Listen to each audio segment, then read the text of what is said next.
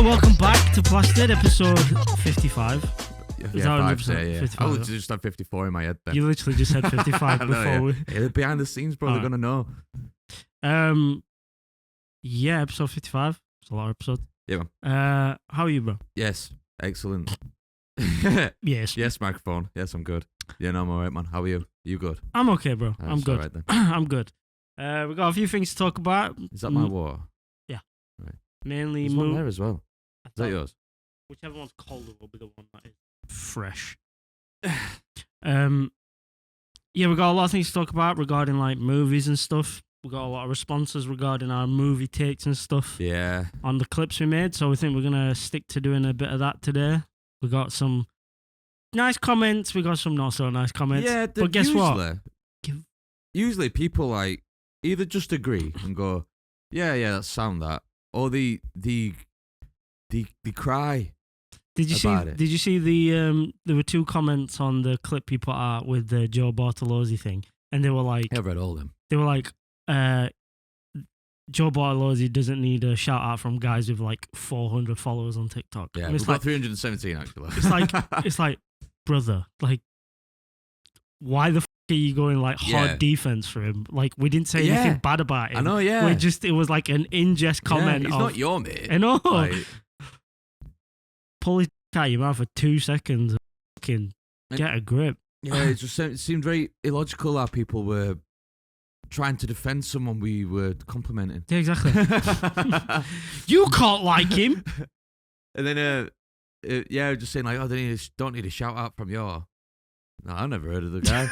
No, never heard of the guy. I checked him out. yeah, I don't like the guy. There was someone going. There was someone saying acting like you don't know who one of the biggest creators on TikTok is. It's so Get off condescending. your phone, then. It's like, brother, like I said, I knew him. I said I liked him, and just because he's popular doesn't mean everybody knows him. Yeah. Tommy didn't know. My mum don't know who PewDiePie is. Yeah, like I don't think my mum and dad know people like that are. No.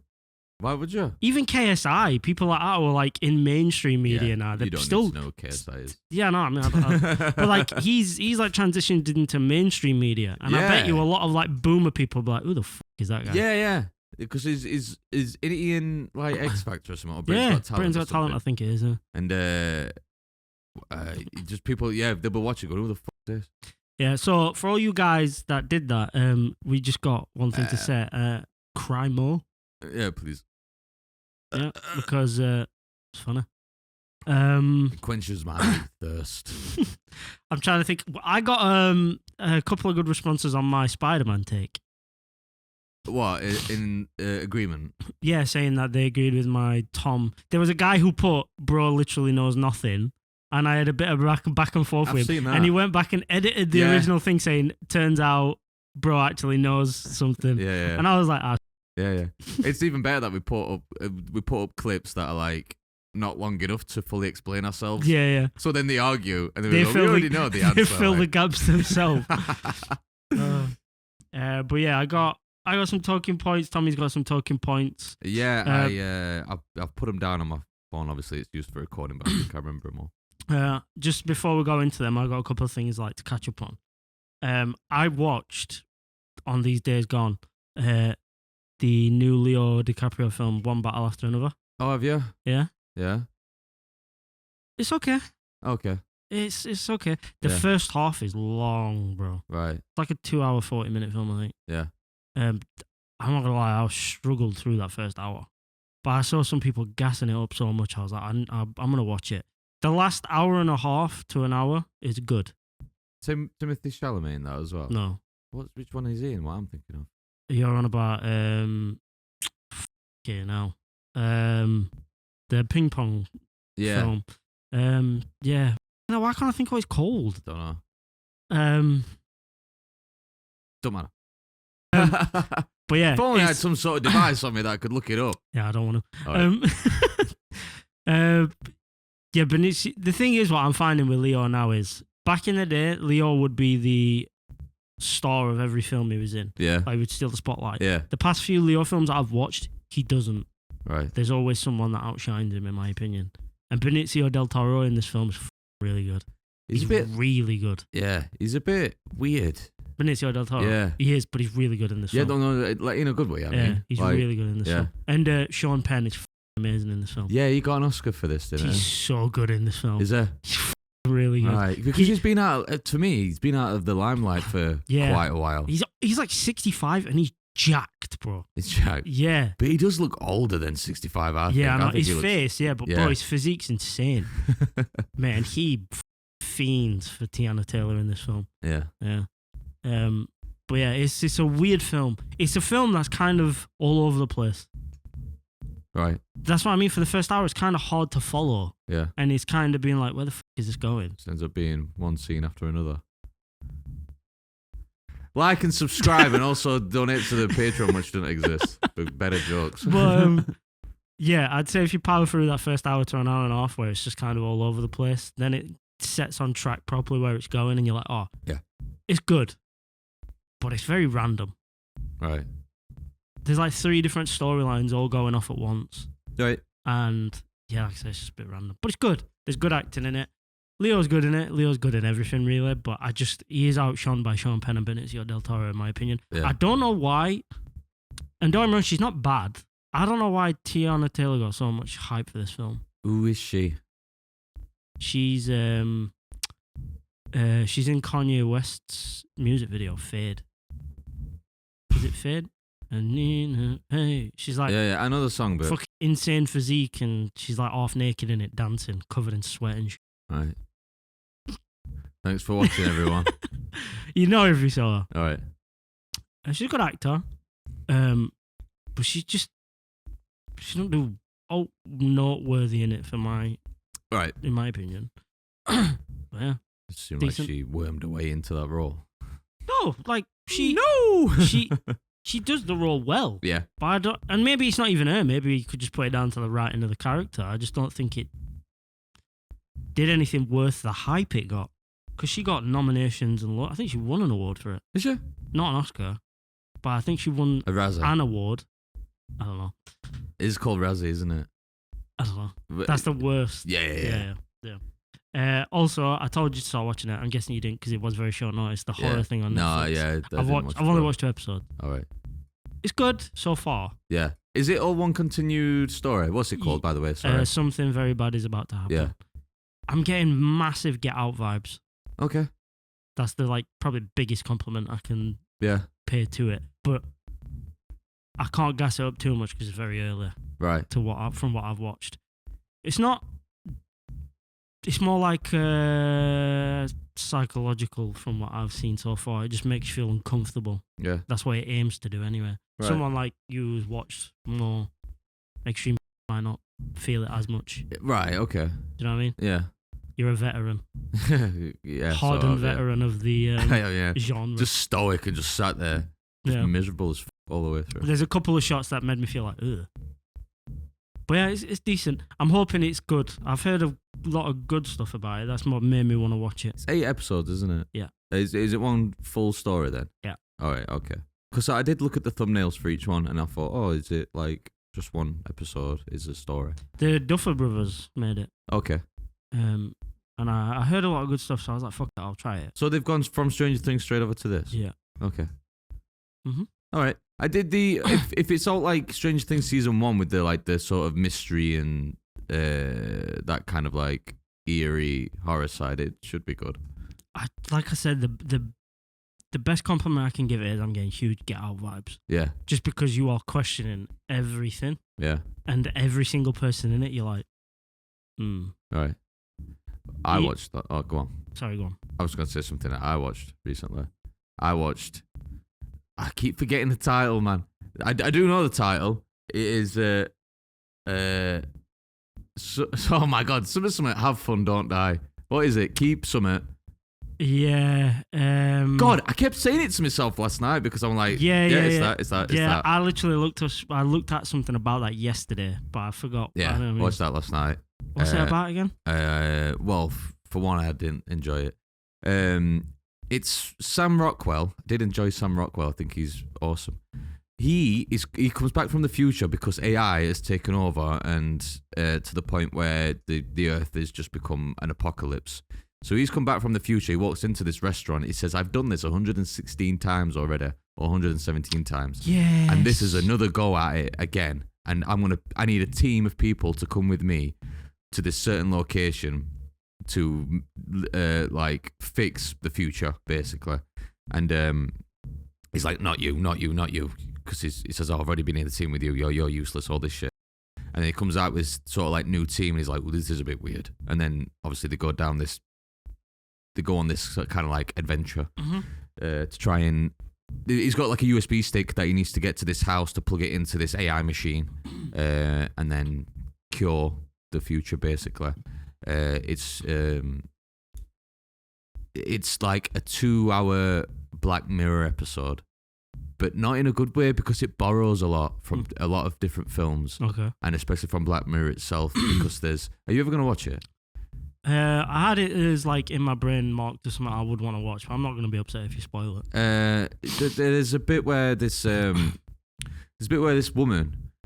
like school shootings are just like, oh, it's a school shooting. Like the point of the film is people are so desensitized. They're all looking at everyone in a school. There's a teacher that starts up at the school. As soon as he walks in, everyone's looking at the phone. He's like, should we be doing this? Is this against the rules? And none of them have even paying attention to him. It's like a look on today's society where people just stare at the phones.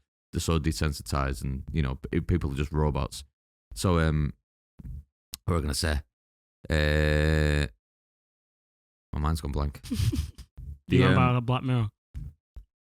Yeah, there's a woman and there's a school shooting that happens, and this woman, her child dies in it, and she's absolutely distraught.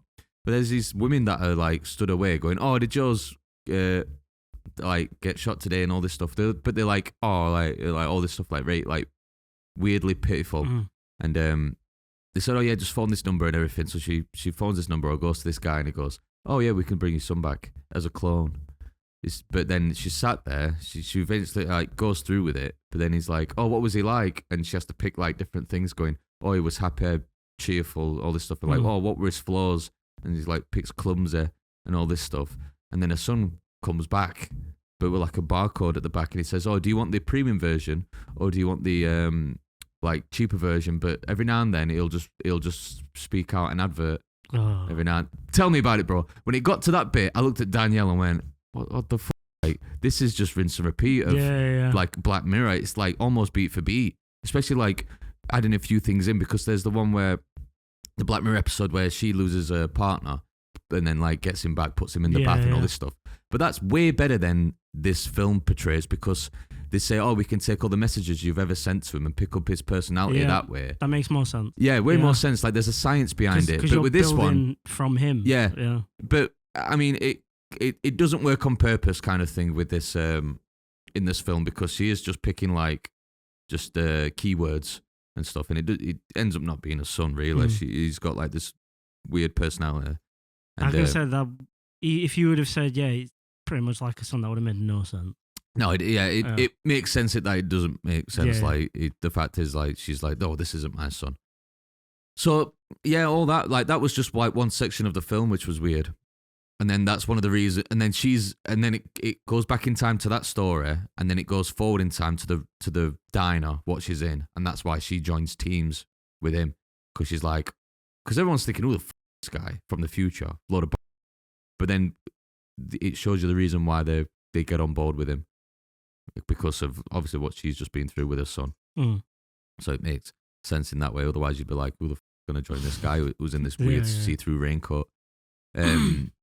But yeah, it juggled a lot at once, and I don't know. I don't think it hit a lot of marks. I do find that with a lot of movies recently. They try and do too much. Yeah, they really did. The potential was there, and Sam Rockwell kind of is the only reason I somewhat enjoyed it and finished it, because he's really good. Sam Rockwell is really good, and he's weirdly someone who's never done much. No, he finds a pocket in time where he's like, "All right, I'll keep my career alive through this one." Like 3 Billboards Outside Ebbing, Missouri. He was really good in that. He weren't even like a main feature in it. He was just like one of the cops that like kind of lost his shit and had like bad behavior and stuff. 7 Psychopaths, I think he's amazing in that. He's amazing in that. That's when he did 7 Psychopaths and Moon. And then he also did obviously it's not on the level of acting they were, but to mainstream film, Iron Man 2, Yeah. I was like, oh, he's just going to blow up now. Yeah. And he didn't. No, he had a good 2-year run. Yeah. Weird. Yeah. Yeah, so do you want to move on to hot takes? Sure, yeah. Yeah, man. So, I've got one about an actor, one about a musician, and then one about a series. Actor, musician, series. Yeah. Okay. I've got one about a type of film, and then another one that is like something a bit more broader in the aspect, but I've got the two, and I do like the two that I've got. Okay. So, which one do you want to hear first? Give me the actor first. Okay, so my first hot take. Yes. I mean, again, I always say this. I don't know how hot people might find this. We'll find out. But for me, Ryan Gosling is the most underrated actor in Hollywood right now. And for me, he's easy top 3. Wow. That's quite hard. But he's really good. He's really good.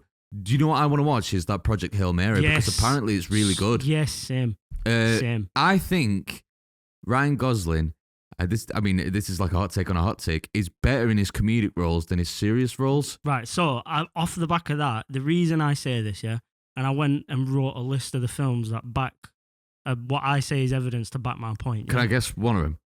The films. The other guys. Yeah, the other guys is on the list. So the reason I think he's so good, and it's not to say I love all the films he's in, some of them I haven't even seen, but they are widely acclaimed as really good films. Yeah. So there are a lot of people that like them, even if I wouldn't like them. Do you know what I mean? Because I've not seen them, so I can't give an opinion. Yeah. But The Big Short, he's in that. Have you ever seen it? I've not seen that, bro. No. I love that film. Yeah. It's a really good film. He plays almost like a Leonardo DiCaprio in Wolf of Wall Street sort of role in that. Yeah. Not where he's a player, but he does a lot of fourth wall breaks with the camera and he explains stuff. And he's a really cool character. Blade Runner, he's amazing in Blade Runner 2049. 2049. Sorry. Yeah. The way he plays an emotionless person in that so well. Yeah. I find that to play that. So the reason I think that is so good, that how he does that, is to juxtapose it with someone with the film Nice Guys, where you see. Oh yeah, Nice Guys. Sorry, I said Other Guys. Yeah, with the film Other Guys is Ferrell and Wahlberg. Yeah. But you compare 2049, Blade Runner 2049 with Nice Guys. Yeah. Where you see that's probably more like what he actually is in real life. Yeah. You see him in interviews; he's actually quite funny. Yeah, he is. To play that cold, no emotion, just dead inside robot. Yeah. It's insane. Yeah. To play it so well. And to play on his character as well. He thinks he's human. Yeah. But he's not, and his memories are implanted. So he's got that constant conflict in his own head. Whereas he is actually a replica. But he doesn't know he's a replica, and he thinks he's a human, but his memories are implanted. So I get why the character acts the way he does, where he's robotic but thinks he's human at the same time, because that's obviously what it is. So I wrote down 8 films that show his range of acting. Yeah. And every film he's in that I've seen out of all these, he's the best or one of the best people in it. Yeah. And all the other films, like I said, are just critically acclaimed. So you got The Big Short, Blade Runner, Drive, Notebook, Nice Guys, Crazy Stupid Love, La La Land, and Barbie. Yeah. And they are all massively ranging in singing, dancing, serious acting, comedy.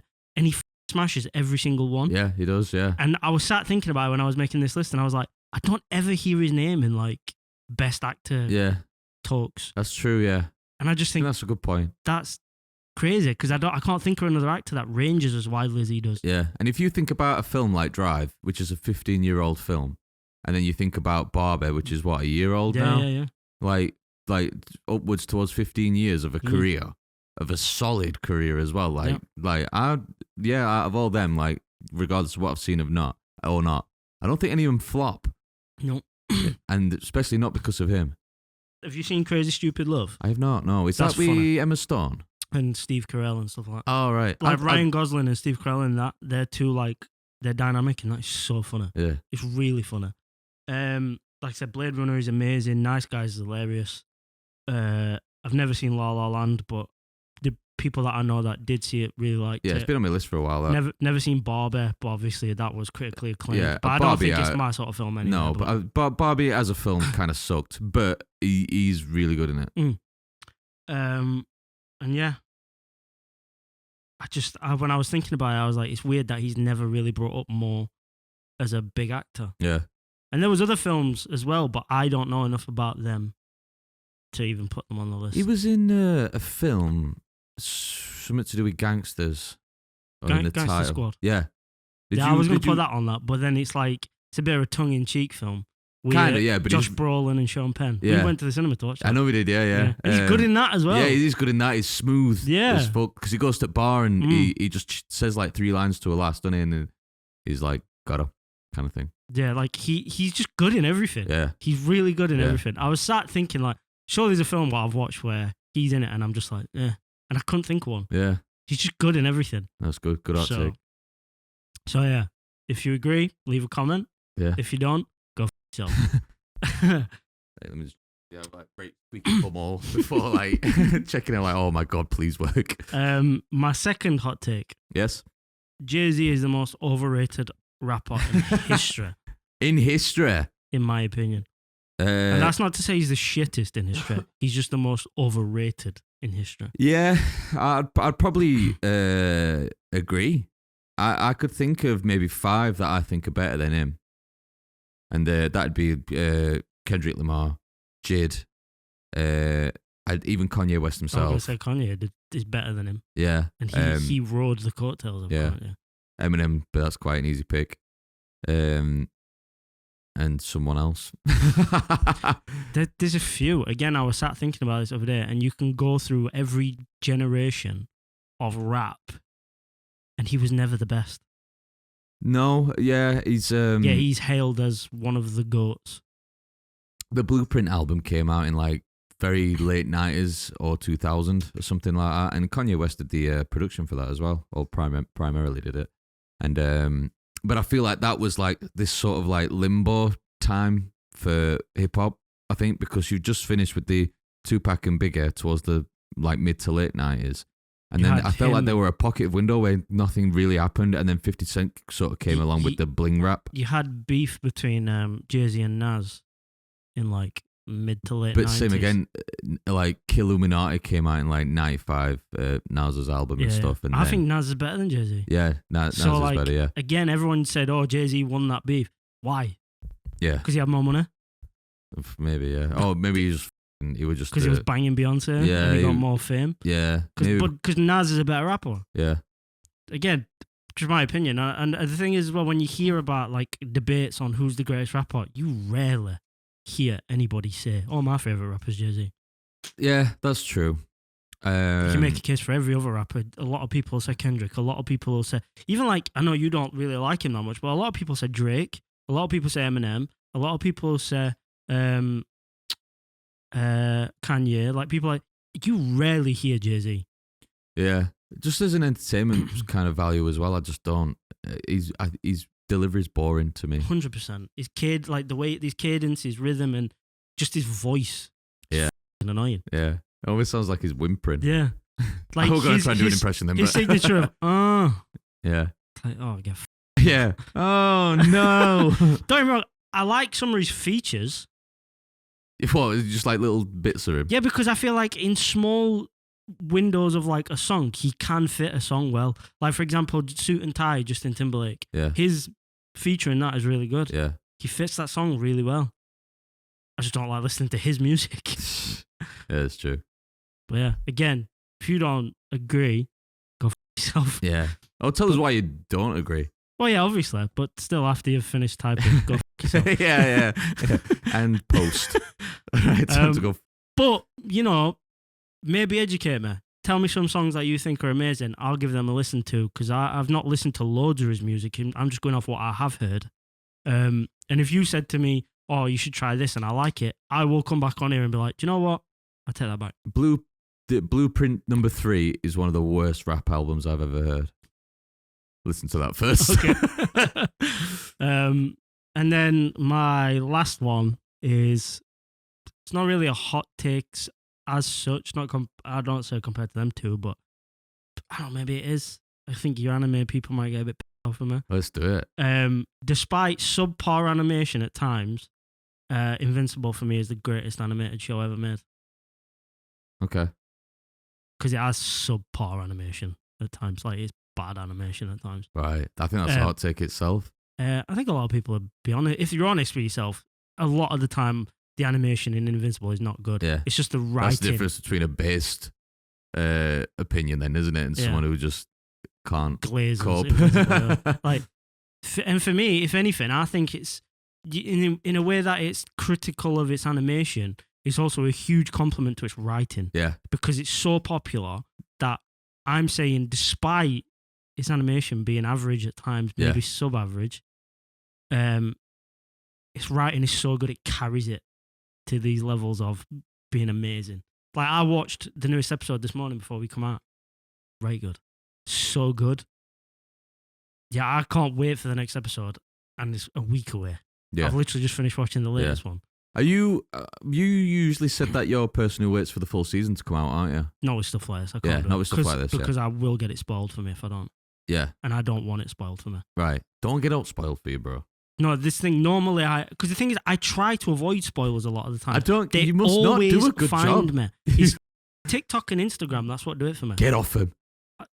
Bro. This is what our platforms are. Bro, the thing is, yeah. The thing is, just don't post. Anytime I'm flicking through and I see like someone who I know talks about them sort of stuff, I'll just skip past them. But every now and then, there's some who starts the clip with an image, right, from a film, and I'm just immediately like, I can't flick past it fast enough. But yeah, Invincible for me is goated. It's so good. I would be highly disappointed if they fumble this series at some point, which I don't think they will.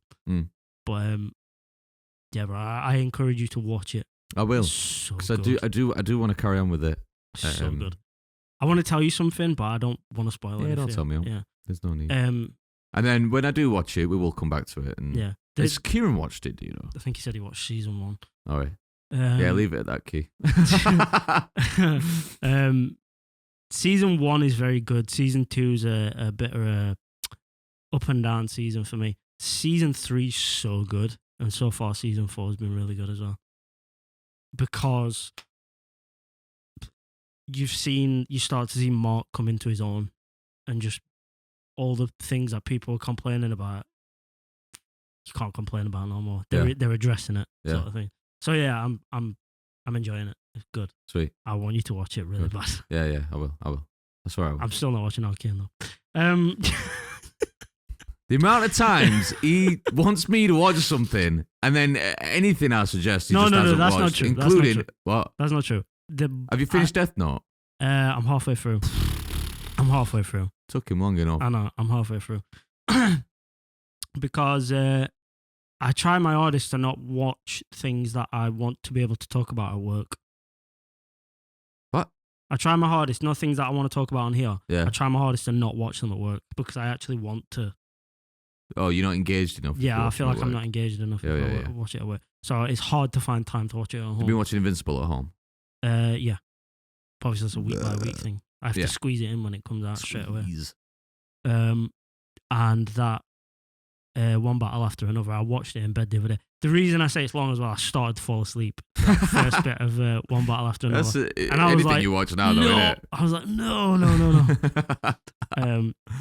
I will say, going back to that, when you watch that, if you don't come back to me and say Sean Penn's really good in that film, I'll be amazed. He's really good in that film. Very good. Yeah. But yeah, they're my hot takes. So I'll let you. Yeah, excellent hot takes. Thank you. My first hot take is, and this is getting on about, they're both about movies, but my first hot take is that there has not been a truly good movie adaptation of a video game. There's 2 honorable mentions. One of them is Silent Hill, and the second one is Tomb Raider. Okay. But truly good. Shall I look up they are video not games made into movies? You can do, because the first thing that comes to mind is like Mortal Kombat, Super Mario's, the Mario's, and just like that. Like I don't like even including like TV shows as far as they go. I'd go as far as that as well. But mostly is films that I'm talking about. I don't think like Uncharted, like that was like shit. It's funny because in our next segment I've got something on that, but yeah, carry on. I can't think of any off the top of my head that I watched and really enjoyed. If you know for certain that there is a good movie adaptation of a video game, we'll tell you why you're wrong. Yes, but just let us know where I'm wrong first, and then I'll reply with haha. Why get mad? To be honest, I have not seen most of these.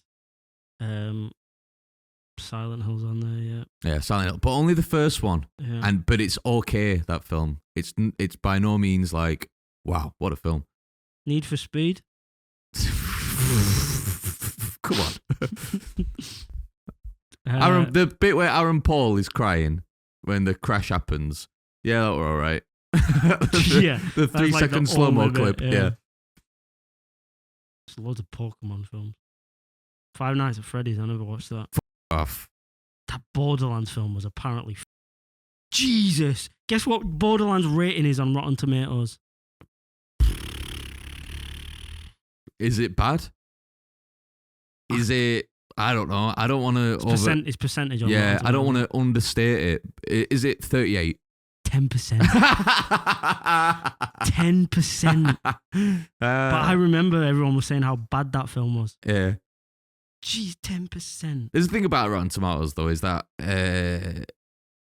critics don't always get it right. I mean, the IMDb ratings don't always get it right because, like you said, there's a lot of glazers every now and then, and it's just user reviews that. But yeah, Rotten Tomatoes. 10%? Yeah. I don't know if I've ever seen worse than that. If you find a film you love, find a critic that loves it as well, and then kind of go by their thing. You know, if you agree on a lot of the same points. Yeah. Because there'll be a mixed bag of critics. There might only be 10 as well. I think only movie adaptation, video game adaptation into a movie I can think of that I know got good reviews is like Minecraft. But it's just not my sort of movie. I think it was for the meme. Right. Or was it genuinely a good film? Because I haven't even watched, to be honest. I just heard decent reviews. All right. Apparently Jack Black's good in it. Yeah, but Jack Black is so like ringed out by now. He does just play the same guy in every film almost. Yeah, like I think Jack Black's best film ever. This is going on a tangent, but is School of Rock. But I feel like that is just him. Yeah. That film, like they could bring out like just another School of Rock film every year. I just feel like he does play like in a lot of his films. He does just play the same guy, but the film, it depends on how much they let him lean into his own character in each film. Like School of Rock is just a PG version of what he is in Tenacious D. Yeah, I mean? Yeah. And I think both films were only 2 years apart. So he did School of Rock and he was like, right now, time to put an R rating on this. That's what I mean. So I feel like he does a lot of the time just play the same characters. Yeah, he really does. But yeah, I like Jack Black. Yeah, he's awesome. Yeah, like Shallow Hal's funny. I've never seen Shallow Hal. Shallow Hal's funny. Never seen it. That was one of his early roles as well, wasn't it? I've not seen it for years, but I remember finding it funny when I was younger. There's a photo of Jack Black from like the early 90s when he was first starting out. Like skinhead almost. Yeah. He looks weird. He looks like he should be in like American History X. But he does he kind of looks like Ewan McGregor. Bald. Yeah, weird. Like skinhead vibe. Oh, that's just reminded me of another thing I'm going to go on to next. Sorry. Well, after the hot takes? After the hot takes, yeah. Anyway, that's my first hot take. I feel like some people would disagree with that. You'd get some fanboys and fangirls. I'm trying to think of certain franchises. Series that might have got adapted from a video game like Halo. I never watched that. No, but Fallout, I know people like Fallout. But I like Fallout. Yeah, I don't think it were any good. So yeah, do you know what? Fuck you. I don't think Last of Us were much good. Yeah. The first season of Last of Us, I hit some good points, but I didn't watch the second season because I know what happened. Yeah, don't. Sucks. I know all the that came from the second game, and I just thought that's not going to be made any better by turning it into a TV series. No. I don't want to know how they address the Joel problem. in the TV series? I mean, just like the game. Is it the exact same? Yeah, pretty much. Yeah, kind of beat for beat. I'm glad I didn't watch it then because it was stupid in the game. So. Yeah. Anyway, and then my second but final hot take is that it's quite specific. There hasn't been a good twist in a film since Shutter Island 2010. Because, like, when you think about big twists and turns in films, sometimes you might bring up Empire Strikes Back for the big, whoa, plot twist kind of thing. But I don't think, because this is one I kind of want to be informed as well. Same again in the comments. If you think there has been a good twist towards the end of a film, whatever time in a film, between 2010 and now, let me know, because I don't think there is. I'm trying to think. Get Out had a pretty mean twist. Not as good as Shutter Island. Yeah, but you didn't say that. You said there hasn't been a good one since. Yeah. So there hasn't one what's been better. Sorry, okay, there hasn't one what's been better. Okay.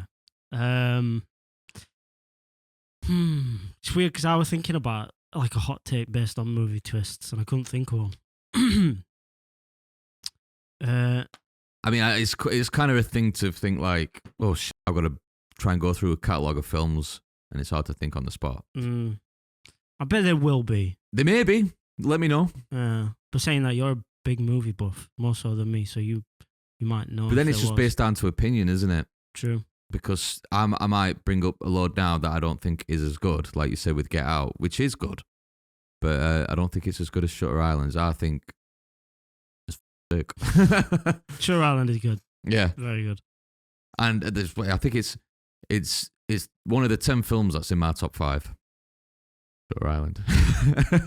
Every time we're at work and we talk about films that we love, they go, yeah, that's in my top 5, that. But I'm up to like 20 films that's in my top 5. God, you got me thinking now. Yeah, but that'll just be a bite-sized thing that maybe someone could go, oh, now this one's better. All right, just off tangent. If you had to pick in recent history what you think the most overrated film ever, in recent history, what would you think it is? Because I have a film immediately that always comes to mind for this. Go on, shoot. Gravity. Good pick, bro. Very good pick. Yeah. Didn't that win an Oscar? Jesus. It's so... Yeah, I mean, it's... And people glazed the out of it. Yeah. It's definitely not the worst film ever, but Jesus Christ. In recent history, though, for me, it is. Yeah. Not ever, but... Yeah. But yeah, Jesus, like to say... We went to cinema to watch that. Yeah, we did. And we walked out going, that was shit. Yeah, especially like the whole plot line of her and her daughter and shit like that. I'm like, man. It's been forever since I've watched it. Probably like 12 years or whatever, like since we watched it. 2013, really? That film came out. Really? Yeah. Yeah. Don't feel that long ago. Yeah. But then I don't think Sandra Bullock had a good run around them years because The Blind Side came out. Which they say a hindsight film, which is like, what the fuck how did they make that? Like, cause it's like proper like White Knight film. You threaten my son, you threaten me. Mm-hmm. And then they made him like just big, black and stupid. I don't want to say it. Yeah, Sandra Bullock. I can't really think much Sandra Bullock. Bird Box is shit as well. Yeah, bro. Again. A lot of people glazed it. I didn't think it was terrible, but I was just like, I just thought it was like, nah. Like, I watched it, and after watching it, I was like, I could have done without watching that. Yeah, but everybody's like, oh, it's so good. Yeah, because everybody like bigged it up as soon as it came out. And what the why? Yeah, people were trying to say, oh, it's as good as or better than A Quiet Place. And it's just nowhere near. A Quiet Place sucks as well. I think Quiet Place is way better though. It's better. It's way better. I don't think it's It's right now, A Quiet Place is I just think A Quiet Place is like, okay. No, the characters are so stupid. I agree. I do agree. I agree. Like, based on just like common sense and stuff, like you've made all this effort to go against like, and to like, you've all learnt sign language to make sure you're quiet. You've taken all these measures to make sure that you're quiet.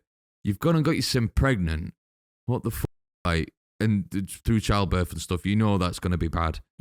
I do as well, because like, and then you set up fireworks like half a mile away from house, which is fair enough and stuff. But there's like, and I think they've got speaker systems and stuff. Couldn't you just like throw like your JBL speaker to side sponsor? No, not sponsor. The thing that pissed me off watching live that, next to the waterfall. Go on, yes, sorry. that as well. But the thing that pissed me off the most watching that film was the very beginning. Why are you letting a toddler wander around a shop supervised when you know making a single sound can attract these? The sister is responsible for the little brother's death. And like, because she gave him the. I have a toddler now, and I'm not living in a world where a monster's going to come slit his throat if he makes a noise, and I still feel like I have to watch it. You'd have eyes like Rango. Move. You'd be looking forward, and one eye would be looking at him. Eyes like Rango. They'd be restrained and strapped to me. Yeah, it would be. Yeah, just taped around you. He would not be able to move, and his mouth would be taped as well. He's a toddler. Yeah, he's not going to listen to you. No. The more I think about it, the more I get annoyed. It sucks. It's still better than Bird Box. Bird Box is stupid, bro. Stupid. Let's go. Stupid, bro. Anyway, they're my hot takes. All right. I know they sort of tangented out. Yeah, there's some good hot takes. I was trying to think of more that would rattle people more. Yeah, I don't want to just be too inflammatory for no reason. Like I want to be genuine. Do you know what I mean? Yeah. Getting into like gender politics. But yeah, we'll go on to the next segment, which was the most impactful moments / scenes in TV and movie history. So again, I can go through mine first if you want. Unless you want to go through yours first. We can do one apiece. Okay. But before I go into my genuine ones, I have an honourable mention. Go on. It's a Ricky Gervais scene. In a film? In a series. In a series? You know about Afterlife? No. Derek? Remind me. Because I've watched all of Derek. When Ivor the dog dies. Oh, yeah. And he's crying his eyes out. Yeah. That is brutal. Yeah, that is brutal. When he like really wants to, he locks in. Yeah, but he says he does it in one takes because he says he can make himself cry. But then when they say, "Oh, cut, do you want to try that again?" He's like, "Nope." He says, "I can't do that again." It's weird how, and this is again just a tangent a bit. Derek for me is the best thing Ricky Gervais ever did. Yeah, for me. Wow, I love Derek because it's so depressing.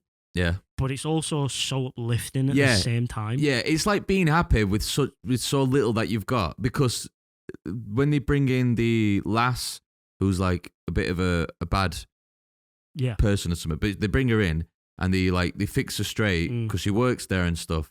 And it's like it's not the most extravagant life to have, but she's got something. She just feels loved. And it makes her happy, and she belongs somewhere, and she's got this. And just Ricky Gervais' character is so amazing. Yeah. I've watched Derek countless times. Have you? I feel like watching it again now. I cycle through shows so often. I have like a thing, like a list of shows that I cycle through. Yeah. Always US Office. Yeah. UK Office. Derek's always there. And then maybe like, they're probably my main three. Yeah. I have one more that I'm forgetting. But yeah, I love Derek so much. And especially growing up in a family where I saw the people with like disabilities and like mental disabilities. Obviously, my nan in old age, I were helping look after her, good at hospital, stuff like that. So I can appreciate parts of the show, but I just love how even in the down bits of the show, it still finds a way to feel uplifting. Yeah. It's very weird. Yeah, there's a weird silver lining to everything. I remember when I used to put that on, my dad would be like, "Oh, it's depressing, the show." And I was like, yeah, but you're not watching it. Yeah. You're not actually watching it for what it is. There's a lot of people I know who purposely don't watch either stuff that makes you feel a way that you don't necessarily want to feel. And they just avoid it, and they'd rather watch, just lighthearted stuff constantly. But you need that kind of... It's like brutal reality of life, but then helping you find light in brutal realistic situations. Yeah, there's beauty in feeling melancholy. I think, and it's like with Afterlife's good, but for me, I don't it's nowhere near the likes of Derek and UK Office, what he's done. Because I feel like it's too big budget for Ricky Gervais, me. I know that sounds weird. What, his Afterlife? Yeah. Yeah.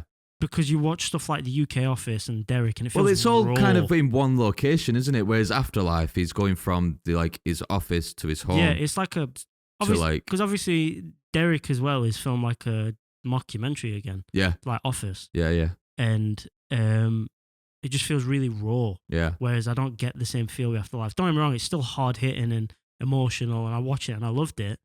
But Derek is amazing. Yeah. And there's so many scenes where I can watch it, and like you said, like Ricky Gervais just locks in, and you forget this is Ricky Gervais. Yeah. Do you know what I mean? Yeah. Especially like he can hold his face that way for a full scene. The bit where he's crying. Yeah. The bit where there's a bit where a woman, like an old elderly woman, dies in it, and he gets emotional, upset. Yeah.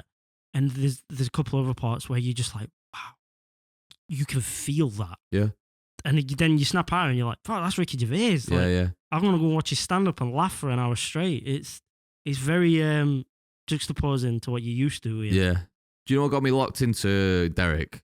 Was Carl Pilkington. Oh yeah, and that's the thing as well. Carl Pilkington's so funny in the first season because he's just himself. Yeah, he's and so then funny. He must have like been busy doing something else, but he just leaves. And it has the best bloopers of all time. Yeah, it's some. It genuinely has the best bloopers of all. The bit where the guy who plays Kev farts and he goes himself, and they're all sat around the table.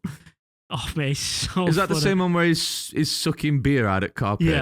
Yeah. That's so horrible. That. And the bit where the woman comes in who's like got a bad rap and she like fixes herself and stuff, and she's on about his hair, and he goes, he says something like, "What do you think I have it cut this way?" That bit stayed, that bit off. And Ricky Gervais just dies laughing. Yeah, that is funny. That is funny. It's so funny. But yeah, I love Derek. It's so funny, and that scene where he's crying over the dog dying, bro, that hit me hard. Yeah, it hit me hard because he's bawling. Yeah.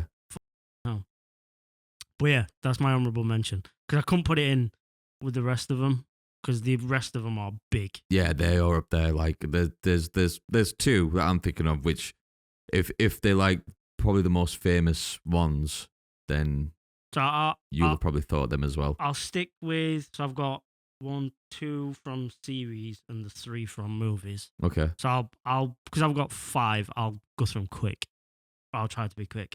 The first one, I've spoken about this series loads, Chernobyl. Yeah. The scene where he's in court breaking down what happened in the actual explosion. Yeah. Me, that scene is so good. I think of an impactful scene from that is where they're getting rid of the dogs. Yeah. That's the last episode, right? Isn't it? That's the fourth one. Because who gets involved for the first time? It's not Will Poulter, is it? No. One of an actor that gets introduced. Barry Keoghan. Yeah, he is. Yeah, the Ringo Starr guy. Yeah, who shoots the dogs. Yeah, because obviously he doesn't want to do it, and the other lot don't really give a shit. They're like that's their job now, and they're desensitized to it. And then you're going through what he's going through, and you're seeing from his perspective of him going, "Oh, like I got it." But he avoids doing it, doesn't he? Or does he? Does he have to do it to one of them? At first, he does. Yeah. And then the guy like shoots it because he's hesitating. He's saying to him like, "Do your job." Yeah. And then he has to just lock in and do it. Yeah. But the bit where in the like real life he's called Professor Legasov has to break down what happened, and you can see them being like, "So why did it happen?" And he knows if he says what actually happened, he's dead. Well, not dead, but they're just gonna ruin his life. Yeah. Because they're expecting him to lie, and he just tells the truth. I remember watching that being like, that's brutal. Because he knows he has to tell the truth, otherwise this will happen again and again and again and again. But yeah, that sent me, that I loved that scene so much, I got obsessed with like nuclear power plants for like a month. And I was just researching nuclear power plants and how they work and researching Chernobyl and how it happened. And bro, it sent me down for something so like niche. Yeah. I got obsessed. I loved that series so much. Have you watched 3 Mile Island? No. Documentary on, I think it kind of gives vibes of Chernobyl. Mm-hmm. The whole like, trying to keep it under wraps, letting no one know, and then but stuff getting leaked out by certain workers and stuff. Watch 3 Mile Island. It should still be on Netflix. It's a documentary. Is it the UK one? No. No. There was one about a UK that like got where some poisonous substance got released into water. No, I don't think it's that. But yeah, watch. Because I think it nearly goes up in. Yes. My next one, and when you're talking about most impactful moments in movie and TV history, this has to be in everyone's list if they can at least remember, or if they've seen it, it should be. Fresh Prince of Bel-Air, Will Smith. Yeah. Where he's talking about his dad, and he says, "Why don't he want me?" Yeah. I choked up the first time watching that. Yeah.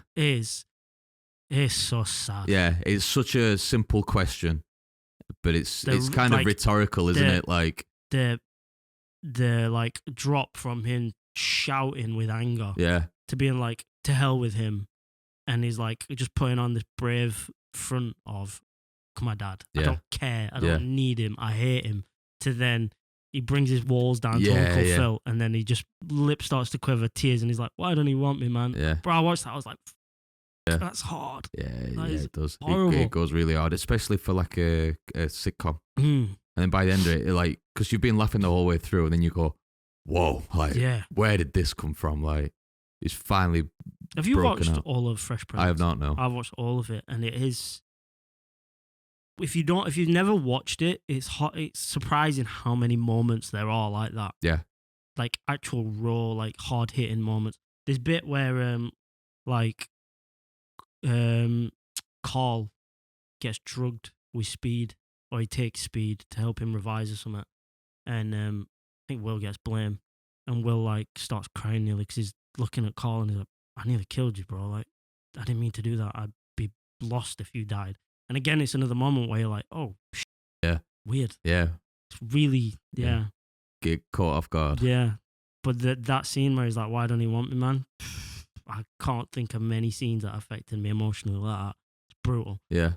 That might be top 3 biggest series ever. For like TV sitcom series. Just for what it influenced and what it birthed from it. Like My Wife and Kids probably span off like all these other comedies and that span off it. Especially the time as well. It was a series about a black family. Yeah. Where racism was way more prevalent in the 80s and 90s. Yeah. So it was probably way more criticized as well at the time. Maybe, yeah. It had to kind of prove itself first before it. Exactly. Yeah. Rest in peace, Uncle Phil. Yeah. For real. The only father that I ever knew. I'll go through my 3 with films. My favorite film of all time, Interstellar. The bit where they come back from Miller's planet back onto the ship, and they've been gone for years. Yeah, and the guy on the ship is just like 100-yard stare. Yeah, he's like, "You've been gone for decades." Yeah, and I've been learning all this stuff, and I've managed to revise all this. And then he sees the video call from his daughter, bro. In the cinema, I was like, but it's not. He don't cry when he sees his daughter, though, isn't it? It's when he sees his son, and his son introduces him to his son, his grandson. That's where he's proper letting out crying. And then it goes to his daughter at the end. Oh, yeah, because he goes to turn it off. Yeah, and then his daughter pops up, and she's saying, like, "Oh, can you remember that you'd, when you get back, we'd both be the same age?" And he says, "Well, she says something like, 'Oh, it's my birthday next week, we're going to be the same age and stuff.'" And she's sort of a bit bitter about it. Yeah, she's bitter, yeah. But that scene hits hard. Yeah. Really hard. Yeah, it's completely focused on him while you hear just the voice in the background, and that must have been one take as well. She might be my favourite female actor, Jessica Chastain. Yeah. She's so good. I can't think of a thing she's been in where I've been like, "Meh." Can't think of anything she's been in. Well, I told you she was in that thing with Oscar Isaac where she's really good. Yeah. She's in, I know you don't really like it that much, but Lawless, she's good. Oh, yeah. All the performances were great. In Interstellar, she's amazing. Again, I know it gets a lot of criticism, but Zero Dark Thirty, she's really good. There's a few other things I've seen her in that She's in It Chapter 2, right? She's the older Beverly. I've not seen It Chapter 2. Don't. Okay. But she's good in it. Yep, Interstellar. I'll save the biggest one for last. I know what the biggest one is. Okay, you think you do? Yeah. I know you probably do, actually. I know what the biggest one is. The second to last most impactful scene for me, Prisoners. with Hugh Jackman in the car with Jake Gyllenhaal. In the car together? Yeah, and he's like, we're doing our best sort of thing. And he's like, no, she's waiting for me. I'm her dad. She sat there wondering where I am, not you. And Hugh Jackman goes on this huge rant and he's like punching the wheel. And Jake Gyllenhaal's like, okay. That scene's so brutal to watch. And I watched that film twice. I watched it before Jax was born, like before we were even having Jax. And I watched it after. And after we had Jax, I struggled to watch that because I put myself in that position and it's horrible. Yeah, Hugh Jackman shows so much emotion in that film. Hugh Jackman's an amazing actor. Yeah. He just never picks the right roles. No. He's good in The Prestige. Yeah, Prestige. He's fucking really good in The Prestige. He's amazing in Prisoners. I've never watched The Greatest Showman, but everyone says how good he is in The Greatest Showman. Yeah, he's good in it, yeah. But he would just like pigeonholed so early on from when he did like Wolverine and shit. Yeah. He never got to show his proper range of ability in acting. He's so good. He's so good, especially like emotive acting. He's been playing Wolverine for like 24 years, 23 years. Even in like Wolverine, it's a corny film and like the whole story is obviously corny. It's a hero thing, but when he has to play the angry parts of Wolverine, for me, like you feel it. I've seen it when he's doing ADR and always like. Yeah, he's yeah. I'm trying to like that's a meme itself. That I'm surprised no one's used that. It's like when my mom tells me off and I go up to my bedroom. I'm trying to think of another film he's been in. There's got to be another film that he's been in where he's really good. Don't know. I'm drawing blanks. Yeah, I know. Let us know. Yeah, and then the biggest one, Saving Private Ryan. Saving Private Ryan. Are you on about the mama bit? So are you on about Matt Damon telling story to? Which bit are you talking about? Right, so I've put Saving Private Ryan, but after I've put the actual scene I'm going to talk about, I've put in brackets all the other scenes that I could mention from Saving Private Ryan. Yeah, there's loads. So, I've just mentioned two there. There's the mama scene, which I think I watched Saving Private Ryan first time when I was like 11. Right. That scene, all these scenes I'm going to mention sucker punched me. Yeah. And probably first time I'd ever watched a film where I was just speechless. Yeah. The mama scene. That scene especially because earlier on in the film, they have a bit of downtime in the church while they're laid there. And they're all just telling the stories and everything. And then he's telling that story, which is probably the most impactful for me, where he's on about saying how his mom used to get home late from work at night. And he pretended to be asleep. He pretended to be asleep. And then you're just following the whole story he's telling. And then he says that and then he goes, I don't know why I did that. Yeah, he's like staring off into distance. And yeah. Like, I don't know why I did that. Yeah, like just that one line to finish that story really like gets to me. Yeah, I know what you mean because it kind of gives you an insight into his brain of just like... Yeah.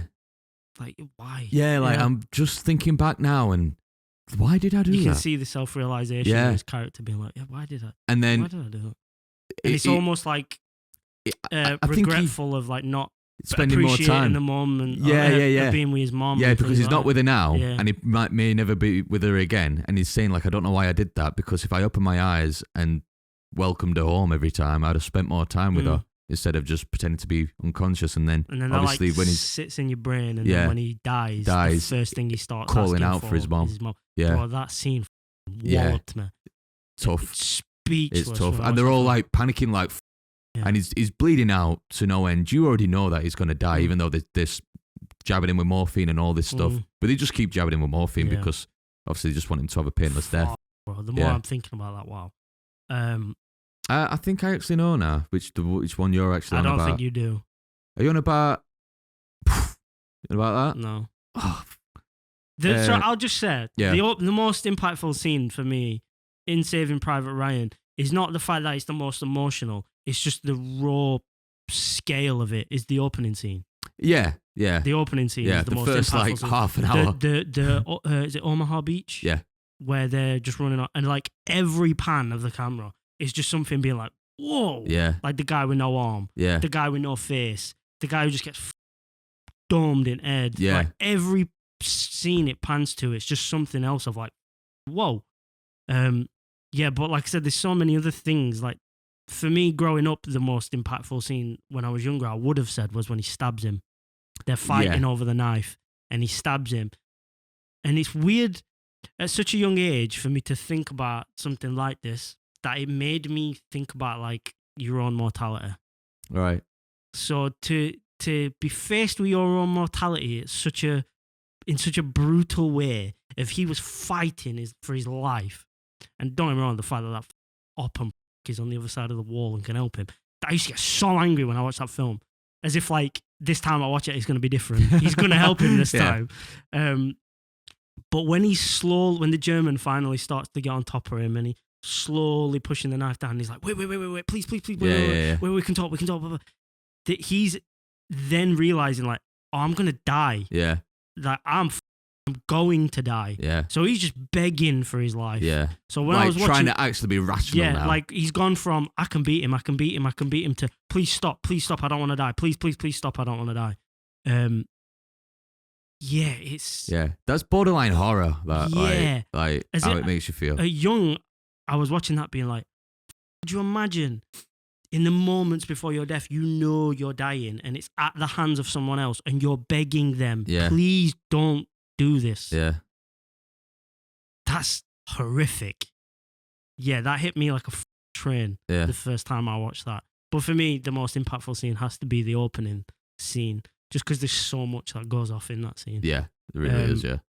But yeah, they're my most impactful There's probably scenes. about 20 scenes out of that. The Vin Diesel death. Yeah. Like, there's so many. Yeah. That film went... The first time you watch Saving Private Ryan, it might be the most gut-wrenching, emotional roller coaster of a film you could ever watch. Yeah, definitely. Really opens your eyes to, like, just what these guys go through. Like, you know, like if anyone gets pumped up for war, they're like, let's go. And then they watch that film and they're like, Jesus Christ, man, like, let's try and get along even a little like bit. Tom Hanks' character's such a tragic story. Yeah, just the character choice of his hand shaking. You know, when he goes to take a drink out of his little flask. Just that itself, and when he's holding the map with the compass, and everybody's just watching him but not saying out, but their faces say 1,000 words of what's going on, and he just follows it all the way quick. Then he's like, right, let's go, kind of thing. Like, even this guy's leading us is worried. And the fact that from the beginning up until like the third quarter of the film, it paints this picture of he's stoic. Yeah, he's hard faced. But the very first shot is his hands shaking. He's a veteran. He knows what he's doing. Like, you can trust this guy. But and then in the third quarter of the film, he's like, oh, he's a school teacher. Yeah, like, this guy's just a school teacher. Yeah. He's just an average Joe school teacher. Yeah, who's had to deal with all this shit and become this brutal leader. Yeah, and face the most horrific shit. I get why people say that is the greatest film of all time. Yeah. Definitely the greatest war film. Yeah. That film is... And the only reason I don't like watching it now is because I've watched it so many times. But that's it's been a while since I've last watched it. And that's just a credit to how much I love that film. Talking about all these things that's getting us gassed up with all these impactful moments, I want to watch them now. Yeah. Bro, Saving Private Ryan. That might be the movie that affected me the most ever. Watching it. Because I watched it at a young age. Yeah, it's definitely 10, 10, I might be in the same age, man. It's definitely stayed with me since... Like, I could have watched it once and it stayed with me. I thought the scene picking the guy off in the tower, you know, the bullet going straight through his scope through his eye. I do get why people pick it apart, because the story is kind of stupid. They have to go save one guy, but I don't care. I don't think it's that. It is a little bit. Like, you are literally sending a unit to just extract one guy because his brothers died. Like, it's war. Everybody died. His two brothers died, and then his mother... Is it his mother who demands him back home or something? Yeah. 3 brothers died. 3 brothers, yeah, sorry. Yeah. I think it's quite a good scene where... Because they kind of get a bit of comedy out of it, but it's dreadful as well at the same time, where they tell the wrong Ryan that his brothers have died. And like, oh my God, my brothers are dead. And like, how did he die? Like, died in combat. It's like, he's still in school. They're like, oh, like, yeah, I'm sure he's going to be fine. And all this stuff. And yeah. Tom Hanks is so good in that film as well. But even Matt Damon's bit where he's telling all the stories back, because they're having like one last kind of... His brother in the barn. Yeah. Danny, you're a young man, don't do it, and all this stuff. As much as I hate Upham for what he did, it's an amazing character in that film. Like, again, to go from such a fragile, just weak, and I don't mean weak in a derogatory term, like in a bad way, but he is weak. He's very soft. Yeah. And it just, you see like probably how Tom Hanks was when he first joined the war to become what he is. So that's probably what like Upham, that's where he is. He has to like become seasoned like Tom Hardy's character. Tom Hanks' character, sorry. And then, like you said, showtime. And then you see him at the end shoot the guy. Yeah, bro, it's such a brutal film. Yeah, and he just fires from the hip as well. Yeah. And he's just, while he's looking at him, he is just stone faced. Yeah, like you know. Yeah, he's like he obviously knows it's too late, but he's just like, just get rid of this rat. Bang, done. Don't even like. He's not even happy about it or anything. They don't feel nothing. Yeah. But yeah, go on. I'll let you go on to yours. Oh, is it? Are they? They're they're on. Right. Okay. So you thought you knew mine? Yeah, I thought you were gonna bring Schindler's List up, bro. Not Schindler's List. Sorry. Shawshank Redemption. No. Was he above the wall? You know when you get the library? I forgot his name now. Yeah, I know you're about. Yeah. No, yeah. Shawshank Redemption is an amazing film, and there are a lot of scenes in that you could say are very impactful. Yeah. But I don't think they're on level. They didn't for me anyway. All right. Well, I think that is because of the impact, because he's just an old man who's been in prison his whole life. He's that's just his life now. And then if he just hands out library books, doesn't he, to the convicts, and then if he finally gets out, and just the world, he's just too institutional. Yeah. It's not the world he knows, and he goes to work at just a supermarket. He's useless at it. He goes home to nobody, like he has no friends. And it's very sad. Yeah, and just finally just decides to take his own life, but puts like was here and all this stuff there, like as a little bit of tongue in cheek, just to end it all. The bit in that film is where it teases you that Morgan Freeman is going to do the same. Yeah. And I was like, I remember watching that film for the first time being like, no. Because I genuinely thought he was going to do it. I was like, no, don't you fucking dare. But yeah, Shawshank Redemption, I loved that film when I was growing up. Again, I watched it too many times now. I'm kind of burnt out with it. But for what it is, it's still amazing. The scene where he crawls through the and comes out and it's raining. That's an amazing scene. There's so many scenes in that film. Again. Another one. I might as well talk about it now. But it'll be Arcane. Episode 3 of Arcane season 1.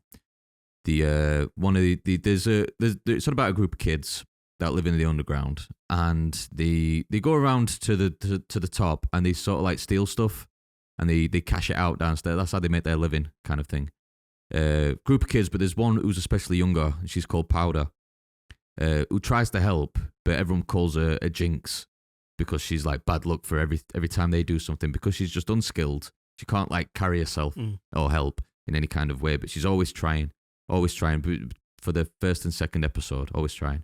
And then the third episode, because like the guy who sort of adopted them and took them under his wing, he gets captured by the main bad guy, Silco, because them two have like a history. Gets captured by him. They want to go and save him. He's held at this building. They said to Powder, no, stay here. You're staying here. She's like, I want to help. They run off to go and help. They're doing a decent job. Bit of a struggle, but they're doing a decent job going to save him. They're trying to break him out of these locks, out of this chair. They're trying to break down this wall.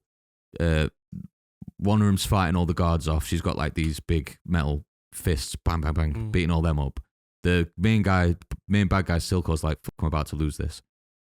Powder, her like thing is like she likes to tinker and make grenades and bombs and stuff. And she starts to make this, do you like the monkey with the cymbals? Ting, ting, ting, ting. Mm-hmm. She makes this and she builds, because the first thing they steal, in the beginning is like this blue stone that this guy's inventing, and it's highly explosive. So she puts it into like this bomb and puts it in between these symbols, winds it up. She finds out where they are. She goes to the building where they are. She's like, this will help. And then sets it off. And then as they're about to be successful, it starts to like bang, poof, and it breaks down the wall ceiling above and kills the guy who's trying to break down the wall and two of the guys. And she just doesn't help in any way. She kills two of her like brothers.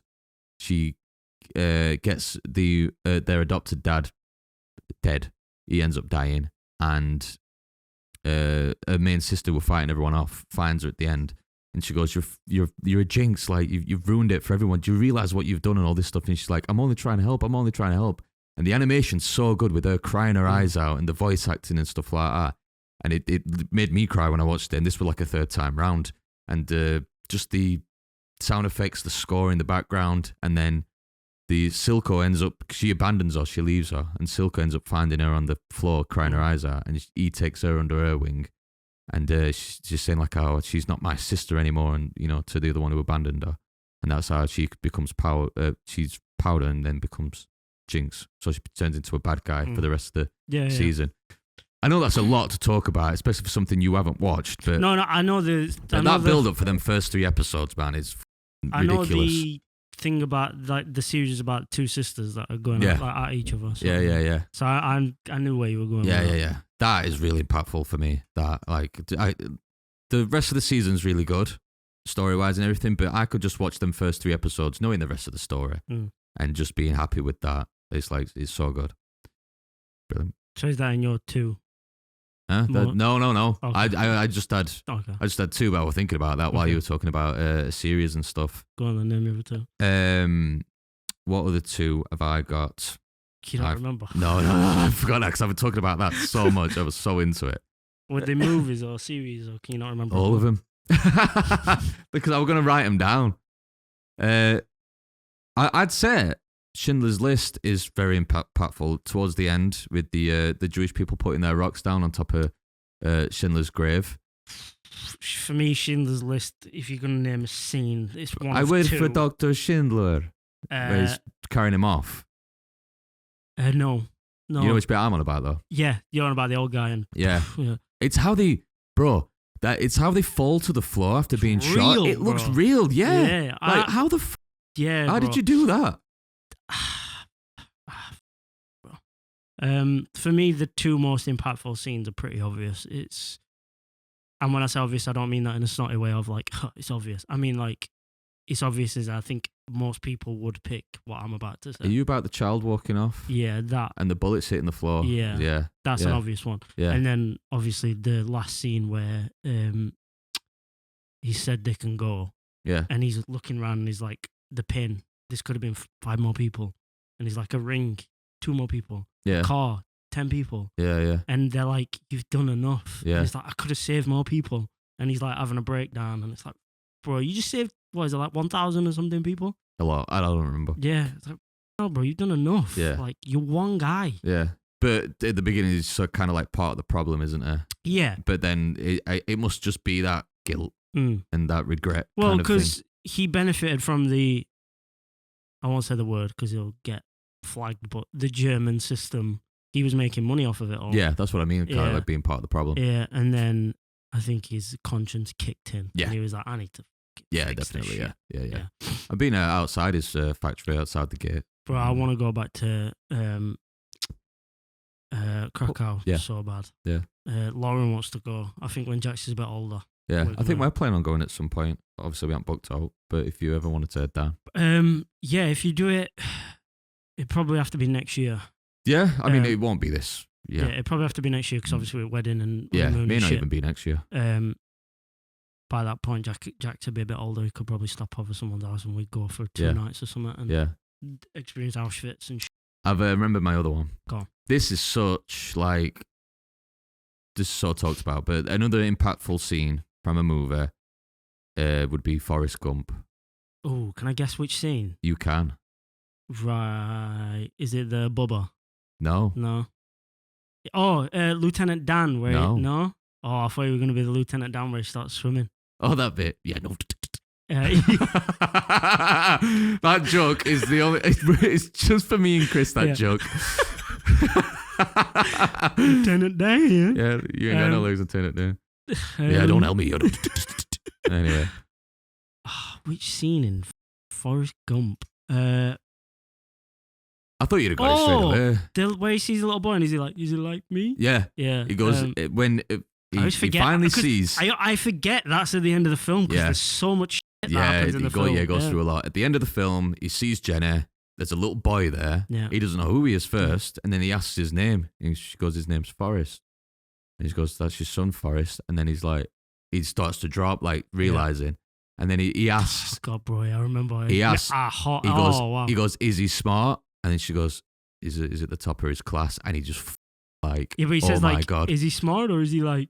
Yeah. And he tries to say he's stupid like me, but he can't say it. Yeah. And he's like, voice breaks. Yeah. And I was like, oh my God. Yeah, Jesus, man. Like, wow. That, and on top of it, and his like sort of goodbye speech to Jenny's grave.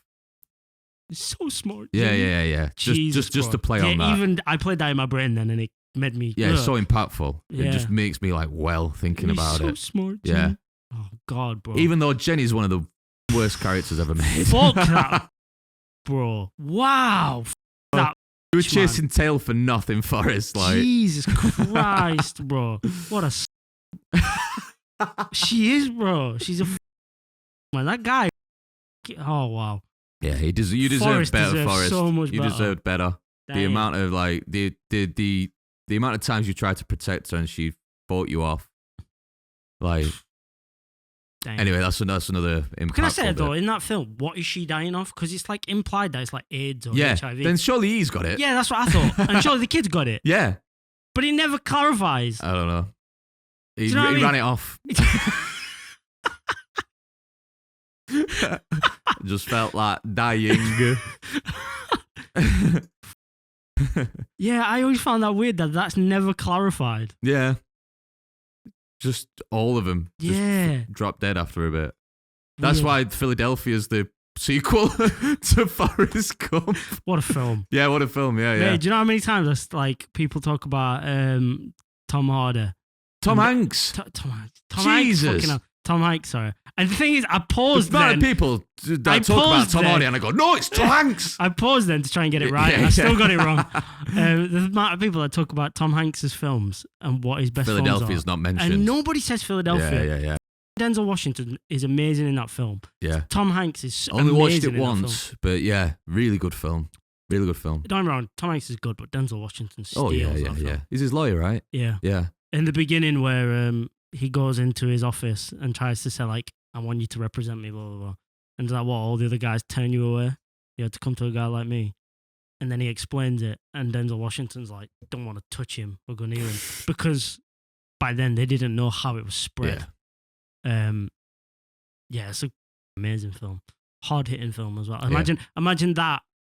I remember when I first watched that, I spoke to someone who'd recommended I watched it, and they said to me, which I didn't think about at the time of watching it, they were like, think about the time when that came out. Yeah. That's when like it was at its peak. Yeah.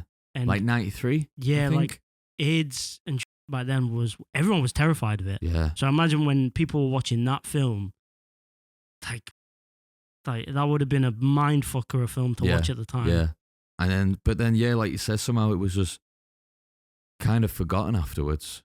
Yeah. Especially, I think a lot of people don't want to watch that film for the same reason a lot of people, and it is bigotry, really. Yeah. The same reason people don't want to watch Brokeback Mountain. Very good film. I've never seen it. Very good film. And the thing is, I want to watch it, but the few times that I've gone to watch it, it's never on any streaming platforms. I've said to some people before, like, oh yeah, I watched Brokeback Mountain last night, it was very good, and they kind of like because of the obvious reason. And I think that is the thing that stops people watching Philadelphia. Yeah, it's a very good film, man. Brokeback Mountain, especially the I can't quit you and all that stuff, all that bit and everything. Like, because I heard someone describe that film in a comedic way, and it's like Jake Gyllenhaal just can't get enough Tool. And he has to go to like Mexico or something to get Tool, and he's saying to Heath Ledger, like, do you know what I've had to do to get Tool because you won't give me Tool? And it was like a funny breakdown. Yeah. Yeah. I do want to watch that film at some point. Like I say, every time I'm thinking to myself, like, I go through a phase where I'll watch an actor's like repertoire of films, And every time I've gone through like Jake Gyllenhaal's repertoire, I'll be like, I watched Bad by My. It's never on any streaming platforms. I've never seen it. Yeah. But yeah, I know it's a good film from what people have said. Do you know your other one? Have you remembered your other one? No. Okay. The last segment I've got is the most anticipated films for this year. Yeah. Have you got a couple that you can? Bro, If you ain't got none, I watched 5 seconds of the trailer and turned it off. Backrooms. Yeah. Have you got that? Yeah. Up? But I'm anticipated. So that's on my list. I've got 4. You've got 4. Backrooms that I'm is on anticipating. there.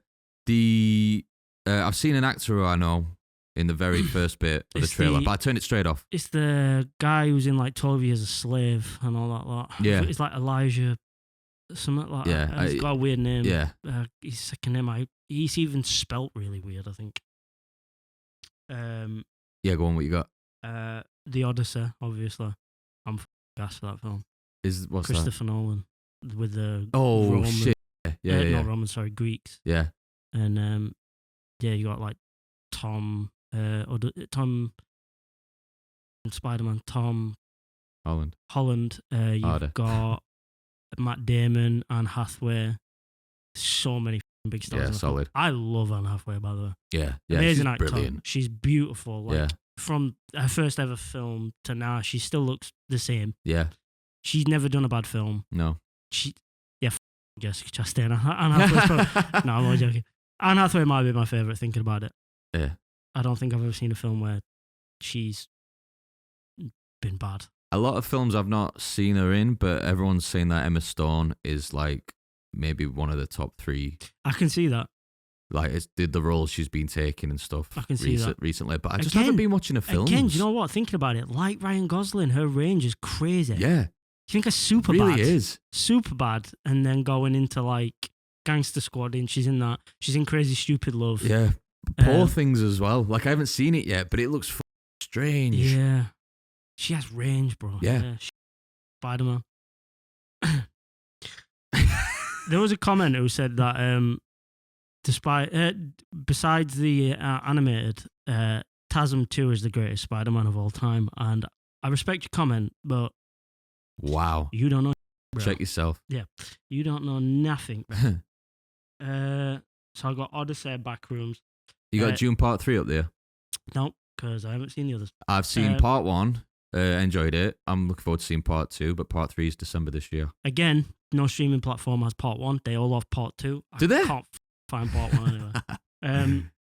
The third one, don't know if you've seen the trailer for it. If I tell you about it, if you haven't heard of it, when I tell you about it, I think it'll pique your interest. It's called The End of Oak Street.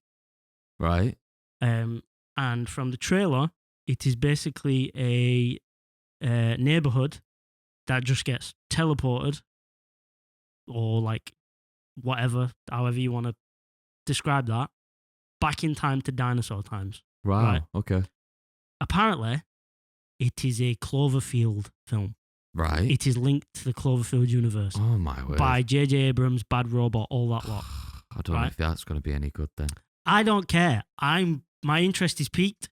Ewan McGregor and Anne Hathaway are the main 2 characters. All right, let's go. Anne Hathaway is really good actress. Yeah. And I'm willing to give any dinosaur film really a chance. All right. Just because Jurassic Park was goated when that first came out. And pretty much there's not been a good one since. That's a hot take. There's not been a good dinosaur film really since Jurassic Park 1. I think, tell me one. What? Tell me one good dinosaur film since The Jurassic Lost Park World, 1. Jurassic Park, the second one. I don't think it was that good. They were all right. I'm I about thought it was good. Like, all right, really okay. good. Yeah, all right. It was you okay. Good that way, like, then I agree. It was okay. Like, I like Jeff Goldblum and all that lot in that film, but you're comparing it to the first one. Are you on about any dinosaur film? Yeah, what about that film Dinosaur? Disney? Oh, I'm on about real, like, live action, yeah. Okay. Animated ones, there's been a couple that are okay. not bad. Live actions, there's just not been one. Yeah, that's true. Yeah. So I'm always willing to give him a chance. And I like J.J. Abrams. Yeah. The Cloverfield universe is at times very but the Cloverfield universe is strange. Yeah. It is weird at this point. 10 Cloverfield Lane is an amazing film. Yep. But everyone's saying it's not confirmed that it's a Cloverfield film, by the way, but everyone's saying it is because it's in the universe. There's clues that link it to the Cloverfield series. Like, for example, J.J. Abrams Cloverfield Lane is the road he has to go to his office, and his office is on the end of Oak Street or something like that. Okay. Like it all links. It's made by Bad Robot. Like everyone's saying this is probably going to be one way or another looped into the whole Cloverfield thing. And it is just a weird story of a neighborhood gets teleported back in time. Yeah. Kind of like the whole multiverse that happened in the Cloverfield thing. Yeah. So you don't see much in the trailer. And it probably will be I'm not going to lie. But I'm willing to give it a chance. It's piqued my interest. Yeah. Yeah, me too, to be honest. And the last one, which I didn't know about till I researched yesterday for films that are coming out. Apparently, in September, there's a Resident Evil film coming out. Right. And it's a reboot. And rather than the corny ass they've been doing before, it's following the same with the Spencer Mansion. The actual horror theme of like dark horror. Let's go. And I was like, wow. Yeah. Well, how did I not hear about this? Yeah, that'll be good. I was like, I'm down for that. I am down for that. And apparently that's like end of September. That's slated for. Yeah, man. I'll be on that. So they're my 4 that I'm looking forward to. Yeah. Yeah. Backrooms comes out pretty soon. I'm willing to go to cinema to watch that. Yeah, I will. I mean, I'm obviously willing to go to cinema to watch all of them, but yeah, I'm looking forward to them films. Yeah. I were going to put Spider-Man on there, but you're not really a big Marvel fan. So. I'm looking forward to Spider-Man. Right. Would you be willing to go watch that at cinema? With Definitely. Obviously, normally I had that pact with Sam to go watch Marvel films where he off to Dubai. Yeah, I'll go watch any film with you, man. Yeah, man. Let's go. Spider-Man. That comes out in June, I think. I don't know. Yeah. And then Avengers Doomsday is December. So. Yeah. Yeah. But yeah, that I'm less excited about. Yeah. I know you're not bothered about Avengers. Sam will just have to get his ass over. Infinity War is my favourite Marvel film. It is the best. Yeah. It is the best Marvel film. Yeah. And it's one of the few films that's based around the villain. Yeah. Like, it is just the villain is the main character. And then my number 2 spot's Guardians, first one. Guardians of the Galaxy. That's a fair take. Yeah. I'm trying to think. Do you know what? I can't, off the top of my head, I can't think of what my second favourite one would be. Black Panther's up there. I like Black Panther. I really like Black Panther. Do you not like Black Panther? It sucks. I really like Black Panther. Wow. I really like Black Panther. The original Iron Man, that's up there. Yeah.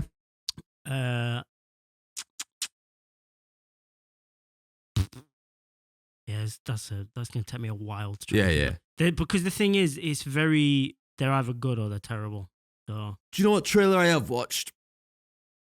I have watched the trailer of the HBO series of Harry Potter and the Philosopher's Stone. Oh, I could not give a bro. I couldn't care less about that. And I like Harry Potter movies. I couldn't care less. It's strange watching it. A lot of it's beat for beat, but just different kids. Yeah, so why do it? Yeah. So why do it? Because it's going to be a season that's going to feature more of the book in it. Yeah, but why? I don't know more. I don't know. But and then it's just pointless. Yeah, but it's keeping the fan base alive, isn't it? Just let your kids watch the fucking film. I know. Like it's not even. It's like what 20-something years old. It's not like he's 50 years old. Like 25 years old or something. Now. He came out 2001, I think. Yeah, the first something one. like that. Yeah, like it's not that old. Like he's old, but it's not ancient. Just let your kids watch the film. Remakes are where it is, isn't it? Yeah, but that's because people are too scared to make IPs now. Yeah. Oh, it's just reboot. Well, the thing is, people do make IPs, but they either flop or people don't care because they just don't care.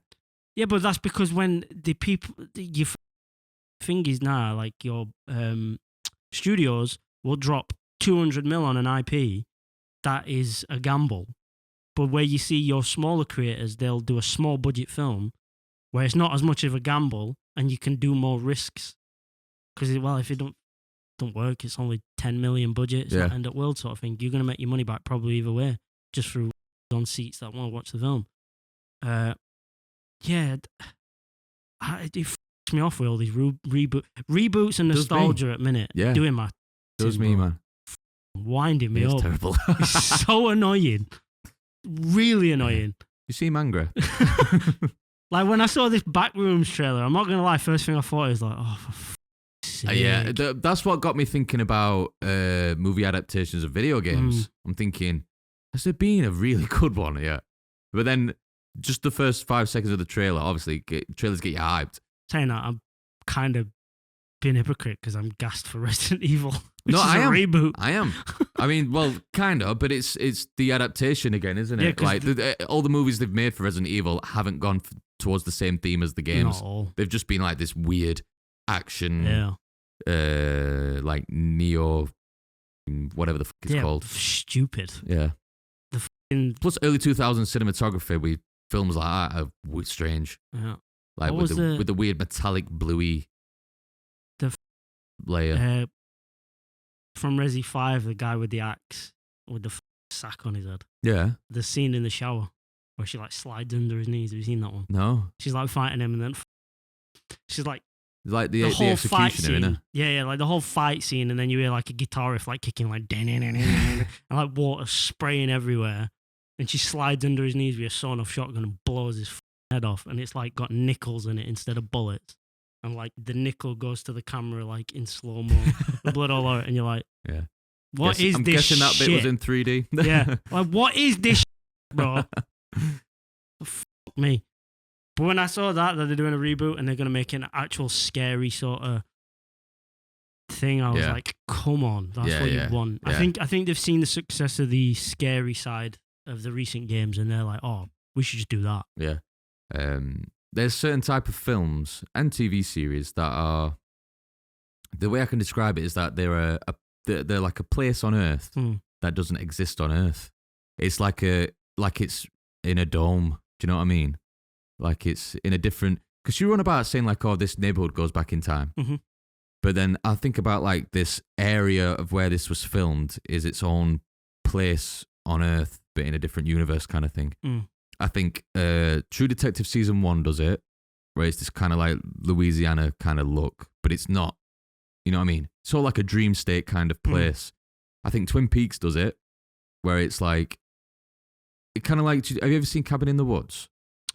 Where they go to the woodland area, but they kind of can't get out because it's like this. I feel like Silent Hill is just like 100-foot drop if you were to go out because it's like a different place. So you kind of mean like time. in a way, sort of like Grave Encounters.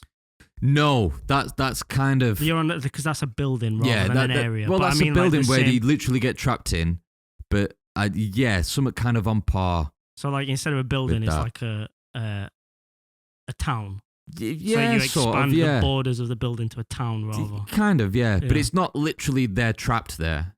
But it just feels like because I had some more examples. I don't write stuff down, bro, because I use my phone to record. But I need to bring my tablet and start looking at some stuff like that because I was going to go off on a tangent back. Yeah. What about Crazies? Yeah, I guess so. Because that happens within the border of a town to start with, but then it kind of expands towards the end, doesn't it? Yeah. Which again, can I just say, I loved that film growing up, and then I go back and watch it, and I'm like, oh, The Crazies. There's a thing that film does that is a good cliche that I like, and it's when someone's walking around and the bad guy's in the background, clearly in the background, but blurred out, and it's only when you go, oh shit, look, he's there, kind of thing. They does it in The Crazies. There's a bit where I don't know if they're in some sort of diner or something, and one of the crazy people is in the hatch where the kitchen is, and like stood there like that. And it hangs on him for a little bit, but it's focused on the person in the foreground. Yeah, the foreground, yeah. And then I think like the figure like starts to walk off. Then oh shit! Like like the meme of Leonardo DiCaprio where he goes there. Oh yeah, I've never noticed that. The Crazy is a good film, but I loved it growing up. I ain't watched it since, like, but I remember it being that impactful. There's a few parts of that film. They're in like an Apache helicopter that chases him in that film. Don't remember anything else in that film really, apart from they're trying to leave the town and a helicopter's like trying to kill them. I don't know. And I'm just like, okay. Like, we're just gonna act like that's okay, like that's normal. An Apache helicopter's chasing one car, firing missiles at Apache one helicopter. car.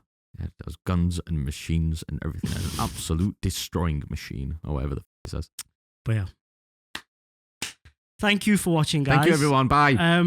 hopefully Kieran might be back next episode. Yeah. If not, probably episode after. Yeah. He said he was going to take a few weeks off. Yeah. Don't pine too much over him. He will be back. He will be back. And he can give you his opinions on his movie and hot takes. I'm interested to see what Kieran's hot takes will be, because I feel like they'll either be...